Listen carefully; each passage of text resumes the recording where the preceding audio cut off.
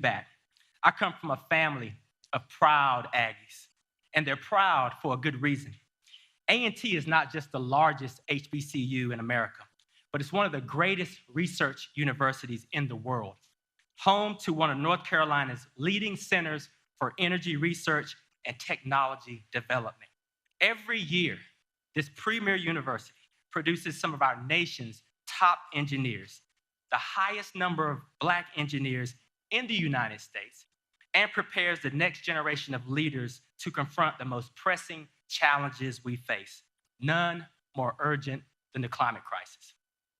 Folks, I would not be where I am today, the first Black man to serve as the administrator of the United States Environmental Protection Agency, if it were not for the time I spent here at North Carolina A&T State University.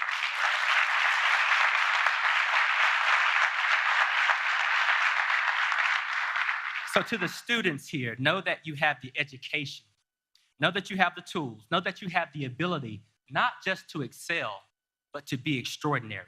You have everything you need to soar, and the world has never needed you more. So never forget that, yes, indeed, your degree from a historically Black university can take you anywhere, including the White House. And now, it's my pleasure to introduce my governor, your governor, Governor Roy Cooper.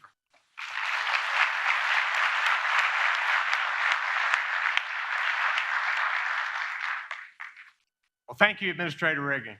I tell you, you, just like you did in North Carolina, turning around our Department of Environmental Quality, you have turned around the EPA. Thank you so much for your great leadership.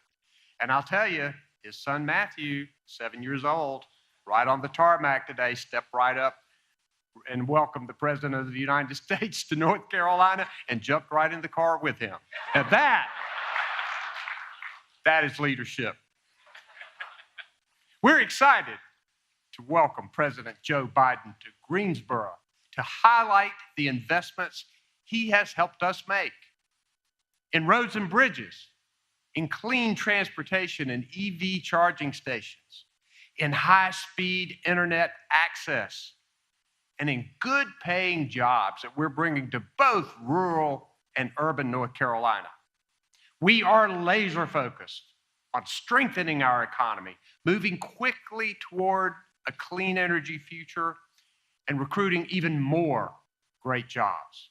Thanks to the well-trained, dedicated, diverse workforce that we have, and world-class higher education across our state, like North Carolina A&T State University. Aggie Pride! Aggie Pride!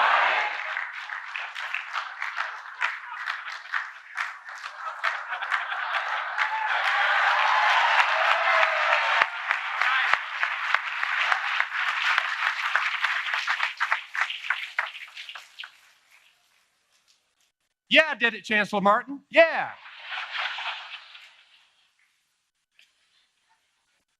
Companies from across the globe are choosing to grow and expand in our state, creating American jobs. We're already on pace to have yet another record-breaking year for new jobs and capital investment in North Carolina. And even through a pandemic, we've announced tens of thousands of jobs and tens of billions of dollars in economic investment across our state, a lot of it right here in the triad. This is great news, but we do know that prices for gas and food are going up and impacting families. And we have to find a way to make basic necessities more affordable.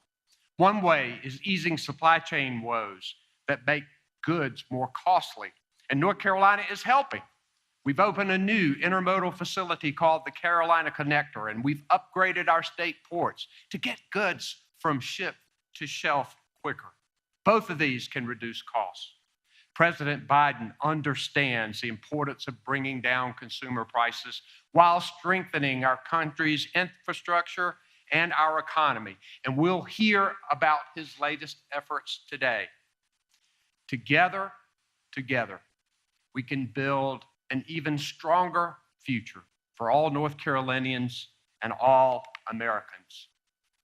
I'm so glad to introduce my friend who is a strong advocate for the triad and for North Carolina, Congresswoman Kathy Manning.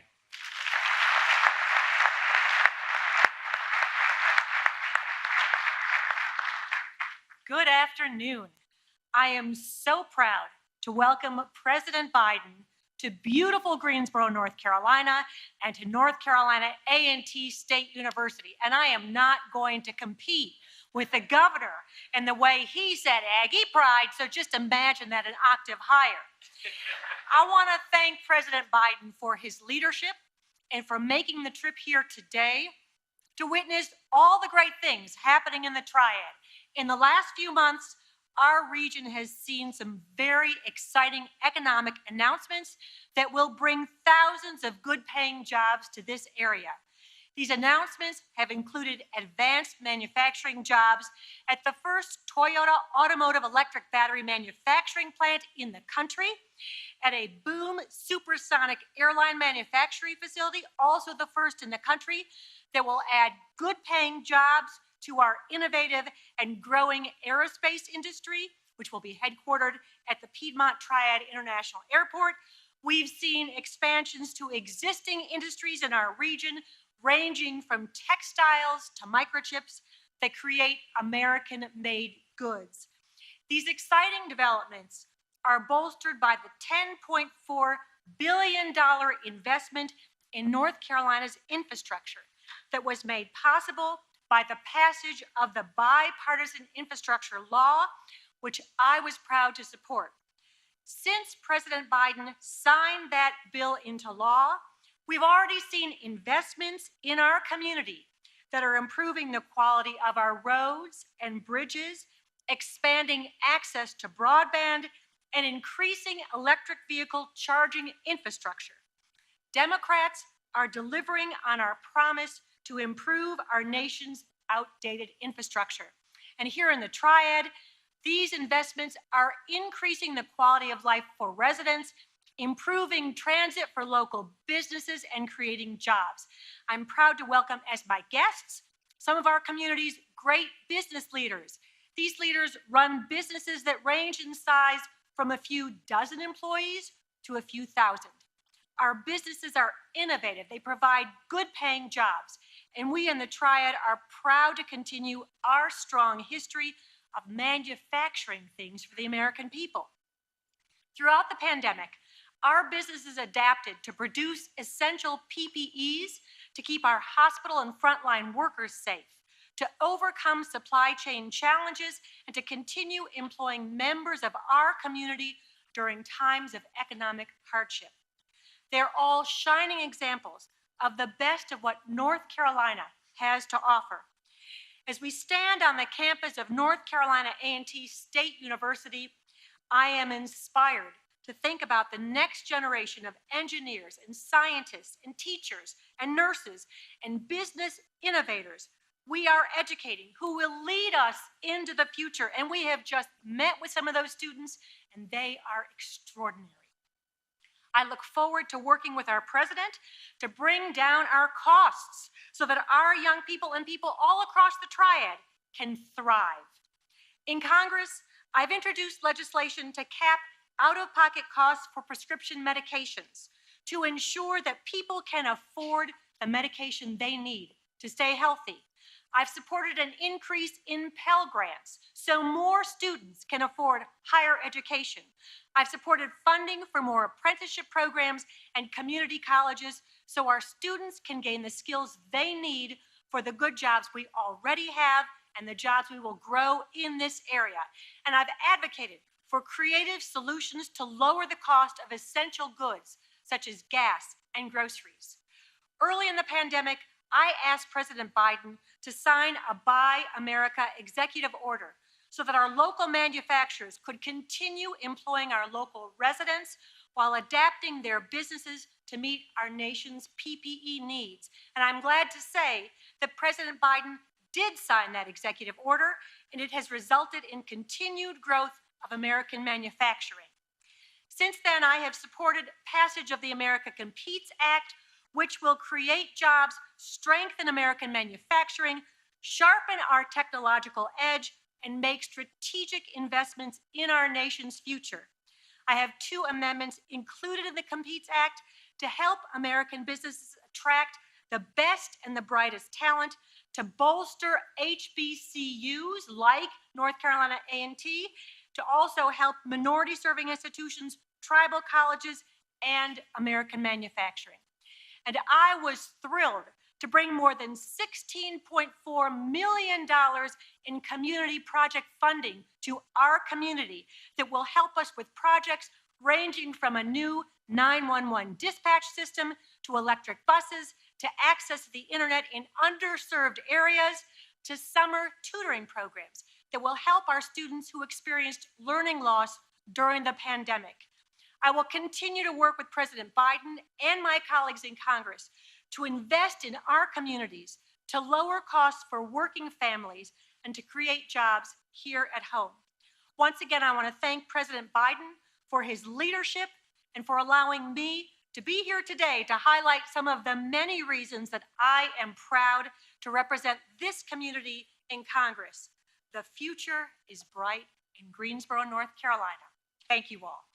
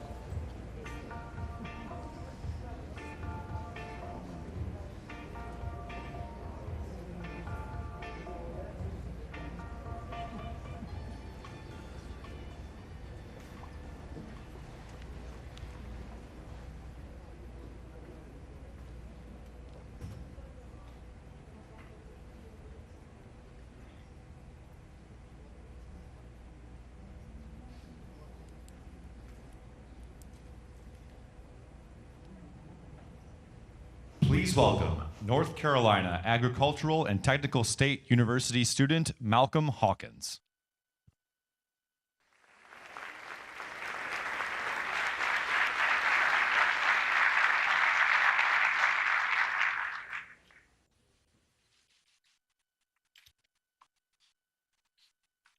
Good afternoon to all in attendance.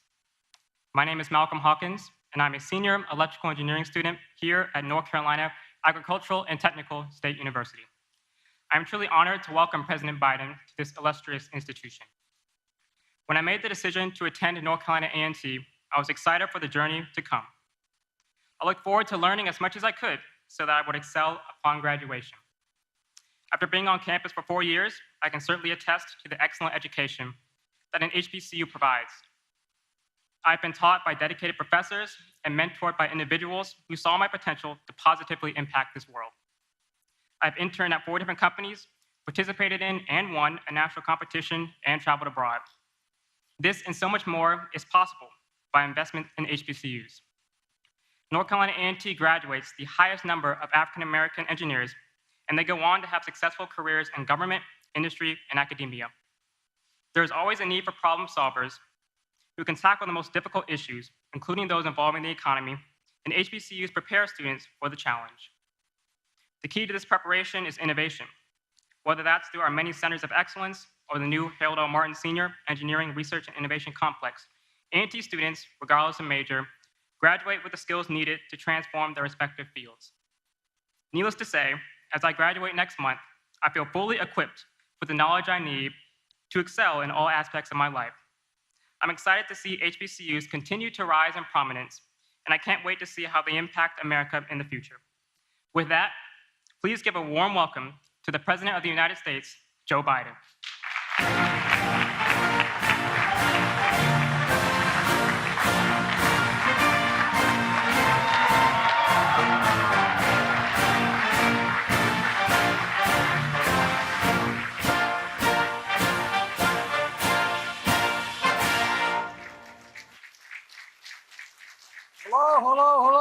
Greensboro. Chancellor, please take a seat if you have one. I said that one day, take a seat. The press pointed out to me there were no chairs out there. Thank you very, very much for the opportunity to be here. Chancellor, thank you, and thank your wife as well for all you do for educating the future of this country. And I've been impressed. I've been on a lot of university campuses. Matter of fact, for 4 years, I was a full professor at the University of Pennsylvania. And this is really an impressive place with a lot of impressive students. And it's good to be here at A&T, and I thank you for your sharing your story, Malcolm. He's gonna, did you say where you're going? Am I allowed to say where you're gonna be working? You can work at IBM, a little outfit, you know, that is. Just remember, when you're chairman of the board, remember me, okay? If I go by and say, hey, Malcolm, I said, it's Joe here. I don't want to hear Joe who, okay? Well, Mayor Vaughn, thank you for the passport into the city. It's great to be here with a congresswoman who delivers to the people of this district. Kathy, you do an incredible job.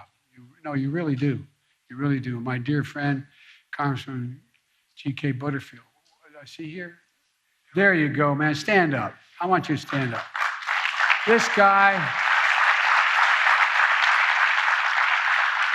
he's done so much over this distinguished career for the last 20 years or so.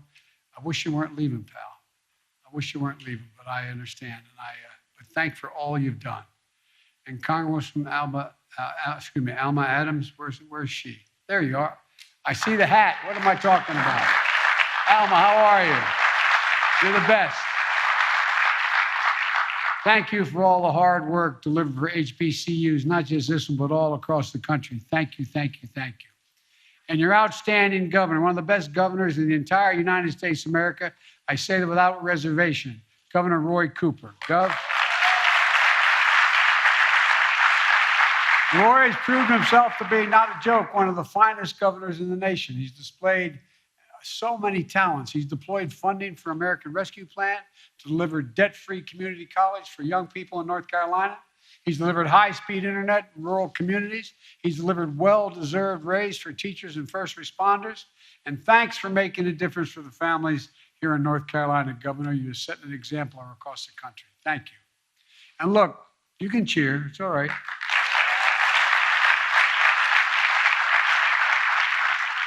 There's a debate in my administration that we never seem to be able to settle. And that is that the vice president is incredibly talented. She's a Howard graduate. A great school. And I hear about Morehouse men from my senior advisor, Cedric Richmond, all the time. And then you've got a great university here. But Delaware State. Delaware State. They launched me into my career, not a joke. I got elected to the United States Senate when I was 29 years old, Chancellor. Had to wait 17 days to be eligible to be sworn in, true story. And it wouldn't have happened. And I won by a rousing 3,021 votes. And it wouldn't have happened without Delaware State. What most people don't realize is Delaware has the 8th largest black population in America. And the fact is that's, as I say in Claymont, Delaware, where I was raised, a little steel town in Delaware, you all brung me to the dance. And but here's the deal. I got a member of my cabinet who is also slightly partial in North Carolina, A&T, Administrator for Environmental Protection Agency, Michael Regan. Michael. Good. Of course, you never hear Michael bragging about the place, as long as you don't have your hearing aid on. But look, he's a proud Aggie, and welcome back to the campus, Michael. And let me tell you, talking about some incredible students here today, I know why Michael's so proud of this school. I really mean it. And A&T is an extraordinary university with a great tradition, an HBCU tradition. You know, more than 180 years of excellence, delivering on that sacred promise we made in America, that every American, every race, every background, every zip code should have a fair and equal chance to go as far as their God-given talents can take them.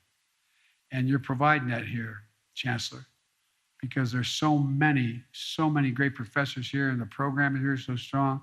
You're giving people an opportunity to take advantage of their God-given talents. That's why I reestablished the President's Board of Advisors on HBCUs, with not one, but two North Carolina A&T alums on it. Willie Dees and Janine Yisrael. Are you here? Are they here? Stand up, Willie. Stand up, Jay. Thank you.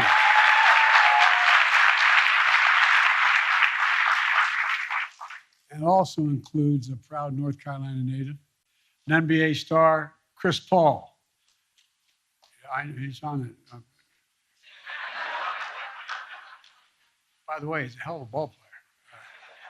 Who supports the business course here at A&T and is a fierce champion for all HBCUs. That's why I signed an executive order to advance HBCU excellence across the entire administration, everything from policies to funding. And speaking of funding, we were able to deliver more than $5 billion last year to HBCUs and more to come this year. $5 billion. And they said we couldn't do it. But everybody's realized what an incredible asset the HBCUs are. We're also working to increase Pell Grants to help millions of Black students and lower-income families attend community colleges and four-year schools. The reason my wife is not with me today, she's a community college professor and she's teaching as we speak. And I'm here today to talk about my plan to create and expand HBCU programs in high-demand fields like cybersecurity, advanced manufacturing, healthcare, and so much more. And to talk about why it's so critical that we have to invest in American manufacturing. And if my dad were watching now, he passed away, but he's watching, he'd be mad at me and say, excuse my back. I didn't apologize for having my back to you. I apologize. But excuse my back, but I'm looking at you. You know, why it's essential that the Congress take action quickly to support American innovation. I said today when we were at the cybersecurity unit, that more is going to change in the next 10 years than it's changed in the last 50 years. Science and technology is moving so incredibly rapidly. It's all part of a broader vision that Vice President Harris and I ran on to build back a better America than even before the pandemic we hit. A better way with better pay, greater dignity for working people, easing the financial burdens of millions of families, and making it in America, as your Congresswoman said, with American manufacturing. The best engineers in the world, like so many here at A&T graduates, make up that cadre. From day one, every action I've taken to rebuild our economy has been guided by one principle: made in America. It means using products, parts, and materials built right here in the United States of America. It means bringing manufacturing jobs back and building the supply chains here at home, not outsourced from abroad. It means letting and betting on American workers, let them do the job and bet on them. And it takes a federal government that doesn't just give lip service to buying American, but actually takes action. Most people don't know, I know the Congresswoman knows, there's been a law in the book since the late 30s that says that you can use American tax dollars, and if your American tax dollars the president is spending, it should be spent on American products, and American businesses. Every administration says they'll do it since the late 30s. But now, over time, Buy America has become basically a hollow promise. My administration is making Buy America a reality. We created Made in America in an office in the White House, a Made in America office to oversee these efforts. You know, what's happened is that the exception used to be if the president spends about $600 to $700 billion a year money on federal projects every year, from decks of aircraft carriers to so much more. And it's supposed to buy from American businesses and American products. But the fact of the matter is that there was an exception. If you couldn't readily find an American institution that either had this part of the supply chain and or the company, you didn't have to. You could buy it abroad. You could import it. Well, last month I announced one of the biggest changes in the Buy American Act in 70 years. Each year, the federal government spends more than $600 billion on goods and services. And in the past, if the manufacturing product that you get purchased by the federal government says that it's substantially all made substantially all in America, it worked. But because of loopholes over time, you know what substantially all meant when I took office? It meant that 55% of the product was made up of American business and American product. It was substantially all an American product. Well, guess what? To me, 55% isn't substantially all. It's slightly over half. And so we issued a rule to raise the amount of domestic content required to be considered made in America from 55 to 75%. Substantially all is going to start meaning substantially all. And that's good for American workers and for American businesses, for communities like Greensboro. And I want to thank Congresswoman Manning who's been a strong, strong supporter of Buy American. Now we're seeing the results of our economic vision. Our economy created 431,000 jobs in the month of March alone. 431,000. 7.9 million jobs over the course of my presidency.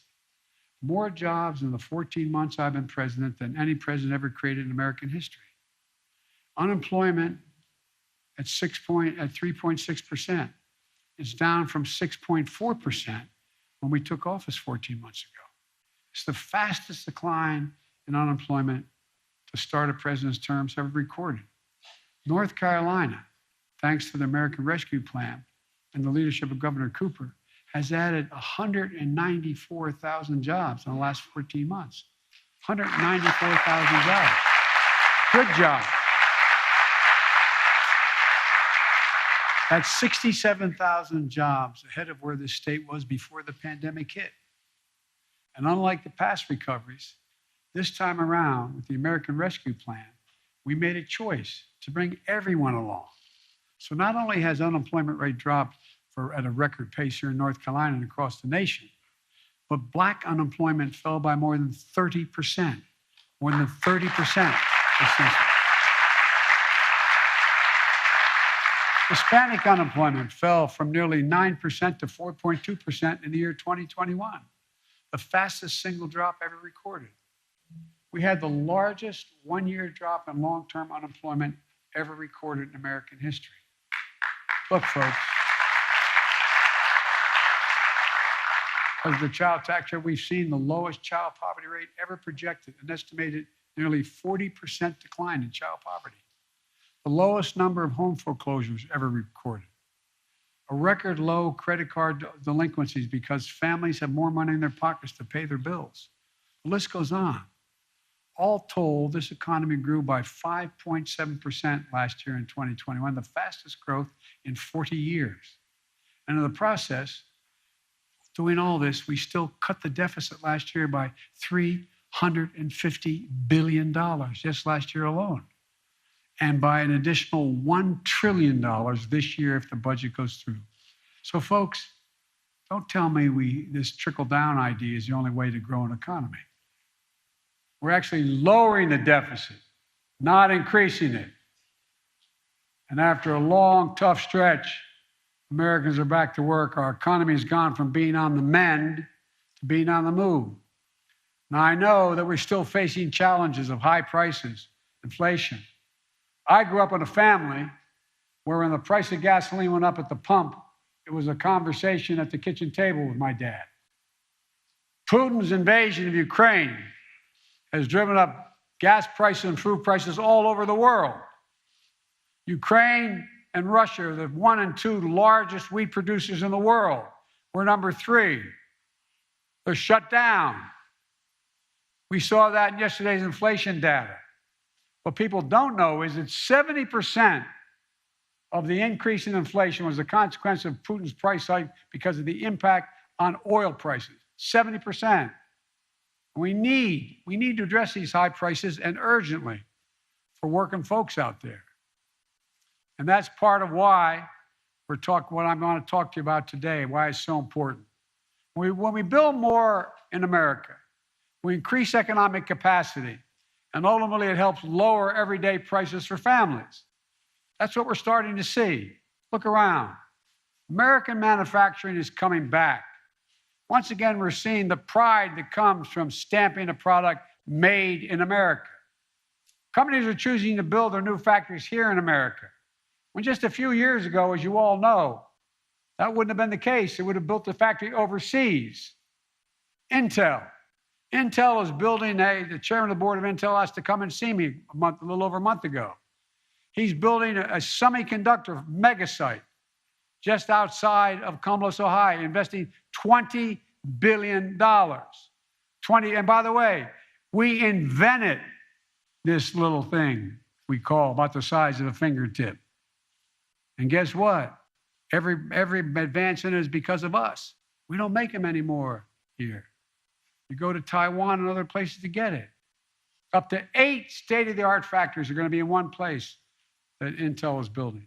7,000 new jobs building the facility and 3,000 jobs running the facility. You know what the average salary of these jobs running the facility will be? $135,000 a year.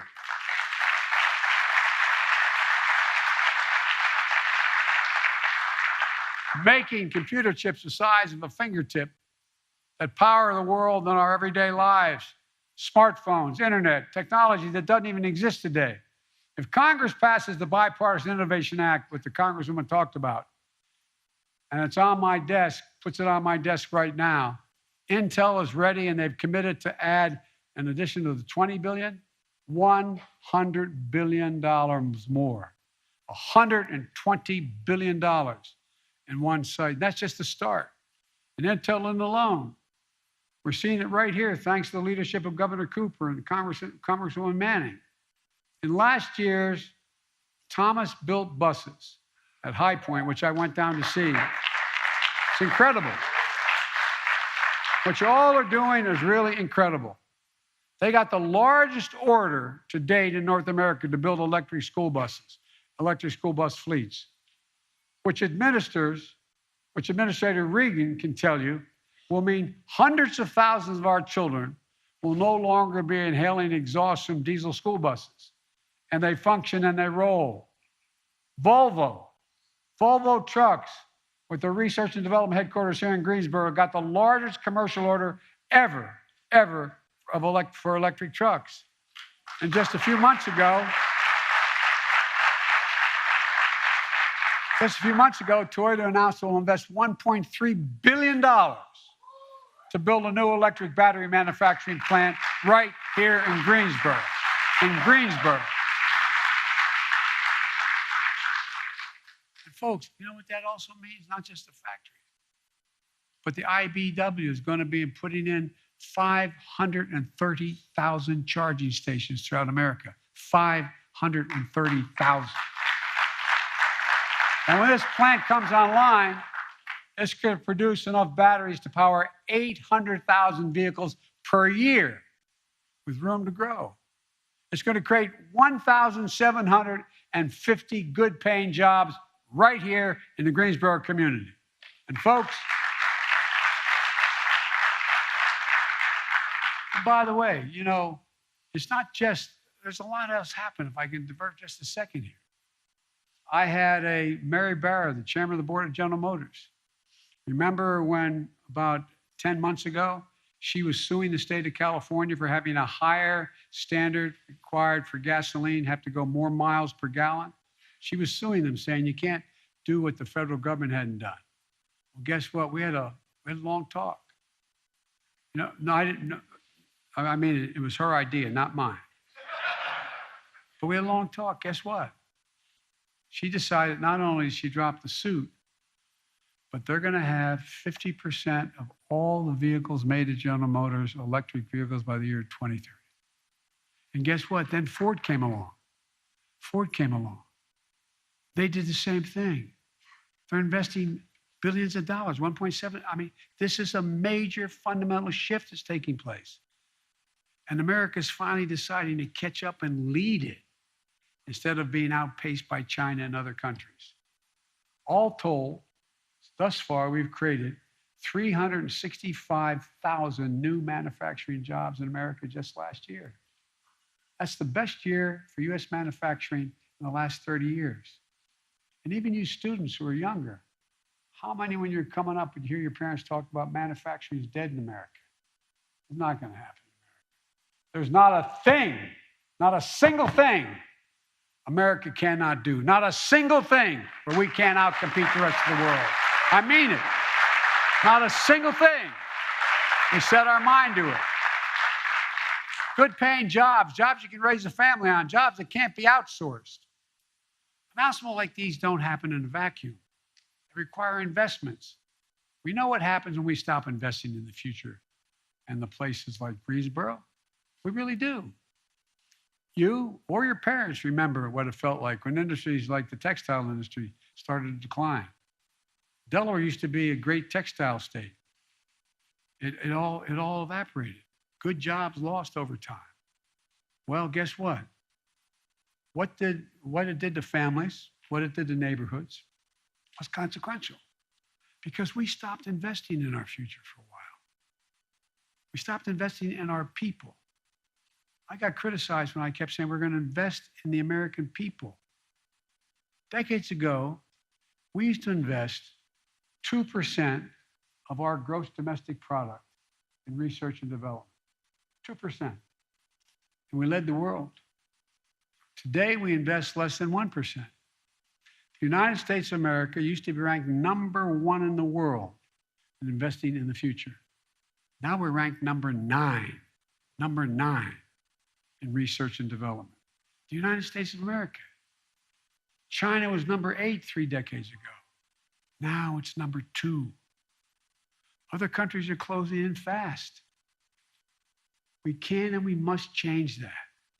Not by hurting other countries, but by developing ourselves.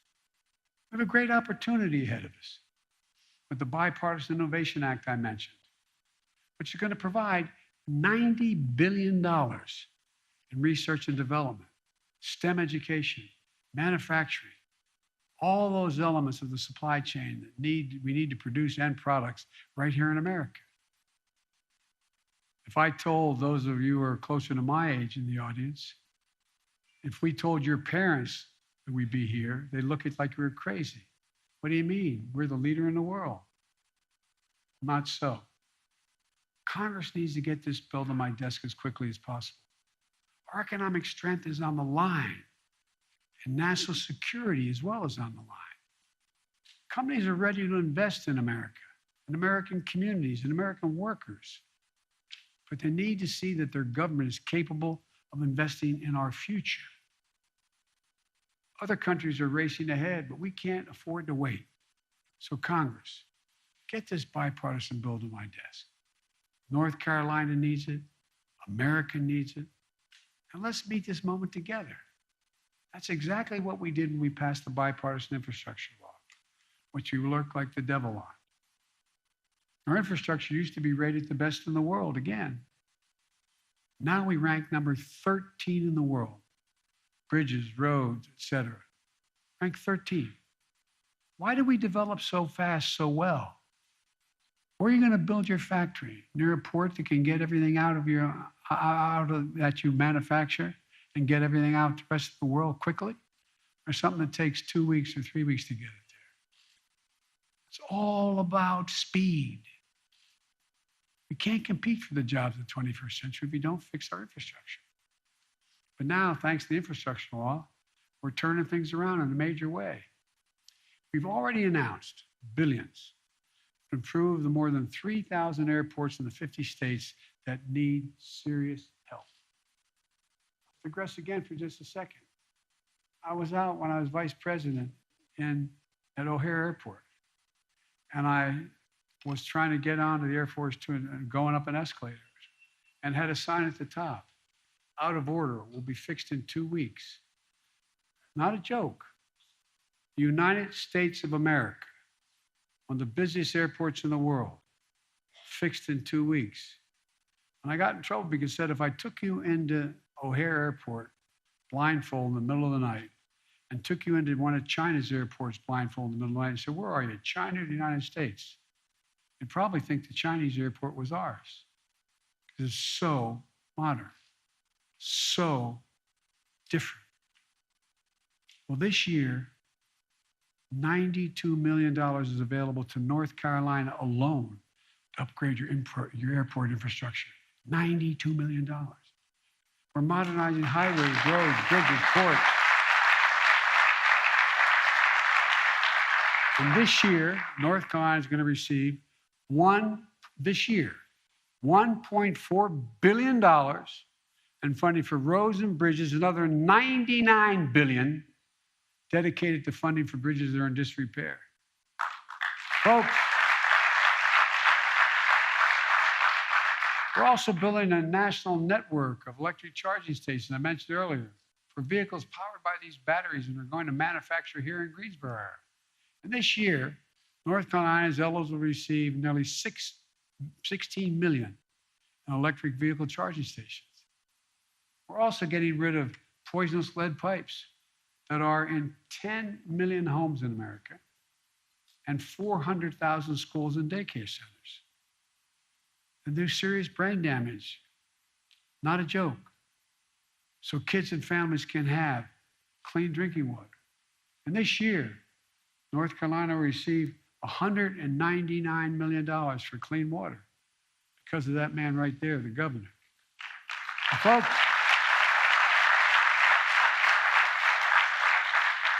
we're going to deliver affordable, high-speed internet everywhere in urban America, rural America, suburban and tribal communities.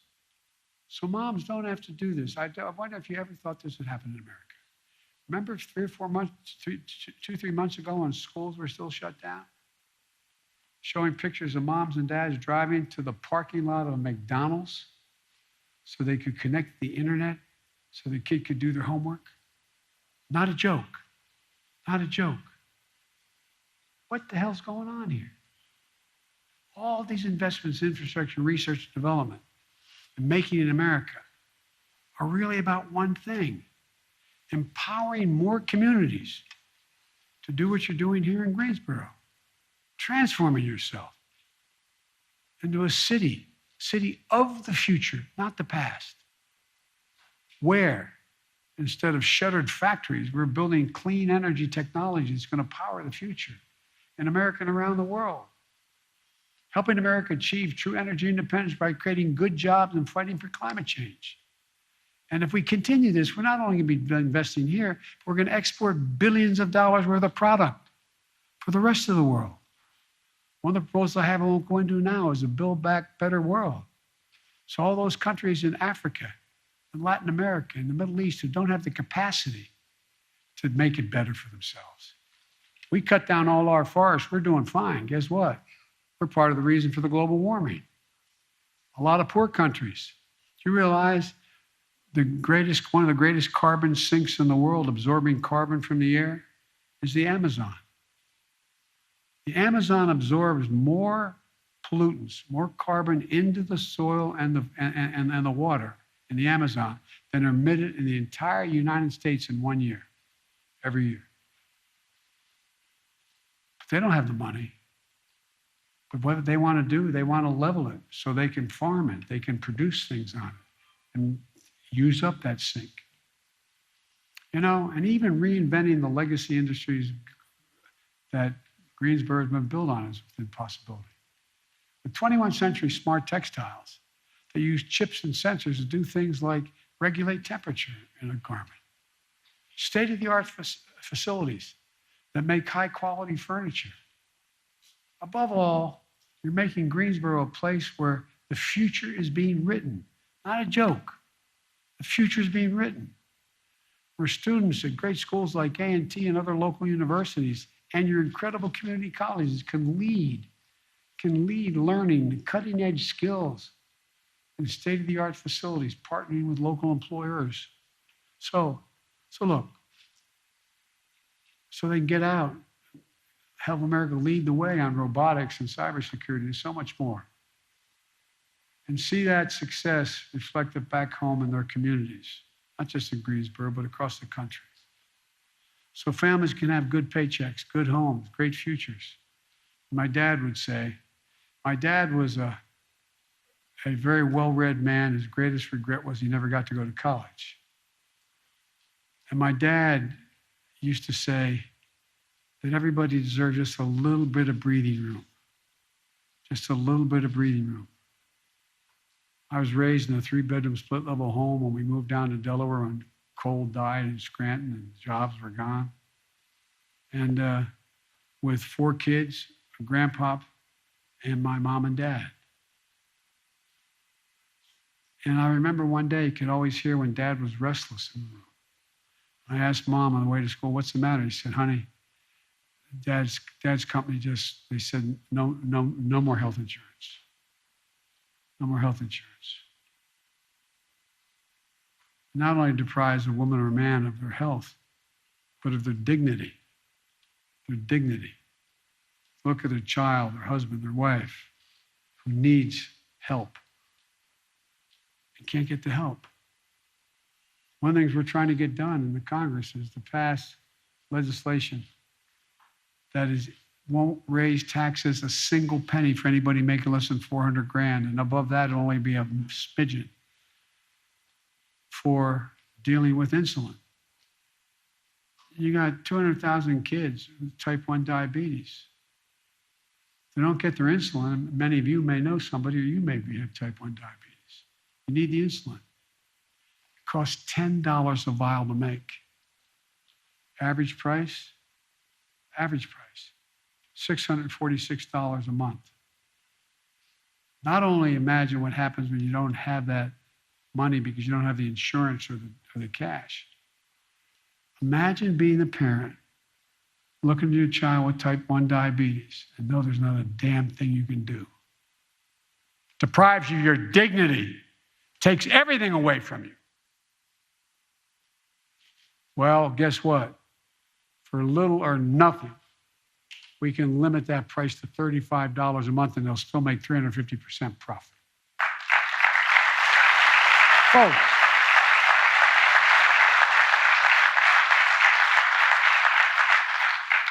that's the story we got to keep writing. And by the way, I'm a capitalist. I'm not somebody who doesn't think you should be able to go out and make $1 million or $1 billion. Just pay your fair share. Just pay a little tiny bit. Not a joke. Of the Fortune 500 companies, and I come from the corporate capital of the world. Not a joke. More companies incorporated in the state of Delaware than the entire United States of America combined. And I was a senator 36 years. But guess what? 55 of them last year didn't pay a single penny in tax, and they made $40 billion. So folks, look, we have to keep going on so many other issues to deliver the promise of America to all Americans. For example, equity and opportunity require more than just economic investment. They require police and criminal justice reform. Even though Congress isn't taking action, my administration hears and sees the people who need it badly. We're making changes in the federal law. Police need more money, not less, in order to have social workers and others with them, not just to teach them how to do their job better, but also we need rules that I've initiated federally. No more chokeholds, no more no-knock warrants, requiring federal agents to wear protective body cameras. We're going to sit back while Republican Congress stand in the way of justice. I'm sorry to be partisan about that, but they are. They're unwilling to do anything. We're taking action.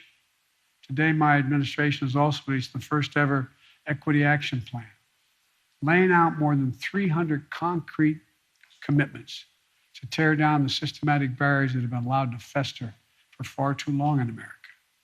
Things like getting pollution out of low-income neighborhoods. You notice they're always the last to ever be touched. In Delaware, a big chemical industry. Well, guess what?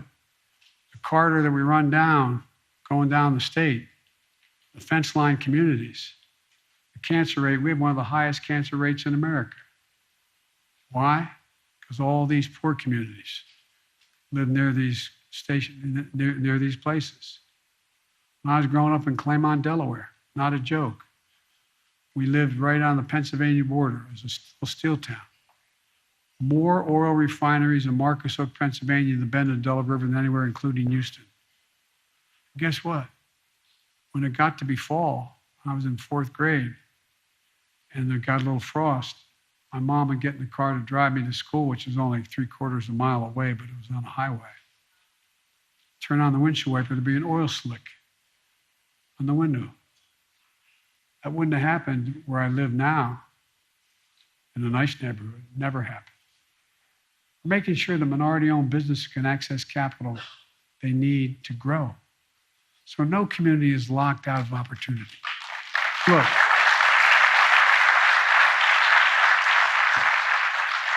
and I'm not saying this because I'm an HBCU. I've been saying this my whole career. When I ran for office, I said, I'm sick and tired of trickle-down economy.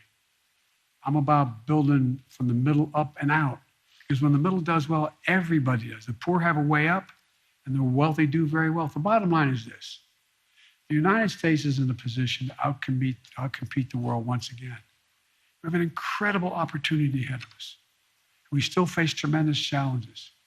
But if we can keep coming together, invest in the backbone of America, the middle class, our great universities, hardworking families, STEM education, clean technologies for tomorrow, there's simply no limit, I mean it, no limit to what we can achieve. So let's continue giving working families a fighting chance. Let's keep investing in the future of this country, of every community. And let's face these challenges head on. Let's keep building a better America. Because that's who we've been. That's who we are. And we can do this. Still grow the economy, still be the wealthiest nation in the world, still reduce deficits by growing. There's not a single thing America can't do when we do it together as the United States of America. God bless you all.